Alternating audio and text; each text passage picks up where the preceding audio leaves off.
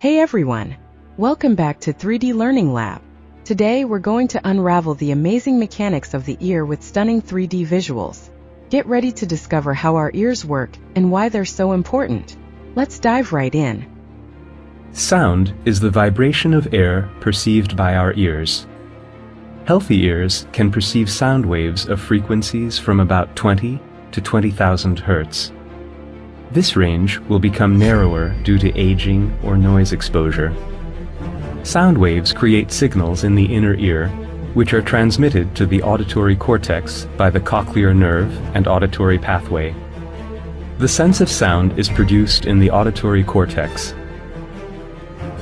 Sound waves are directed into the external auditory canal by the auricle. Sound waves cause the eardrum, which closes the auditory canal, to vibrate. The vibration of the eardrum is transmitted to the cochlea by the ossicles, the hammer, the anvil, and the stirrup. The base of the stirrup fits snugly into the oval window of the cochlea. The basilar membrane is located inside the cochlea. It runs along the tip of the cochlea, where it turns back and continues in Reissner's membrane. The membranes divide the cochlea longitudinally into three cavities: the scala tympani, the scala media, and the scala vestibuli. The cochlea is filled with a fluid, which is vibrated by the stirrup. Higher frequency sounds cause vibrations of higher frequency in the liquid, which are absorbed in the initial section of the membrane.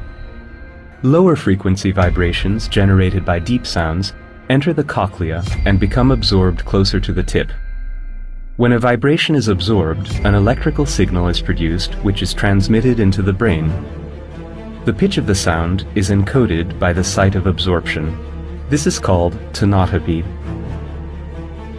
Electrical signals are generated in the organ of Corti. Vibrations spreading inside the cochlea push the tectorial membrane against the hair cells found on the basilar membrane and bend them, generating a signal in the cells. Thus, the organ of Corti transforms vibrations into electrical signals, which are transmitted into the brain by the cochlear nerve, and then into the auditory cortex by the auditory pathway. Finally, the sense of sound is produced in the cerebral cortex. Thanks for tuning in. If you enjoyed our journey through the ear's mechanism, smash that like button, share this video with your friends, and let us know your thoughts in the comments. Your support helps us create more exciting content. Keep learning and see you next time.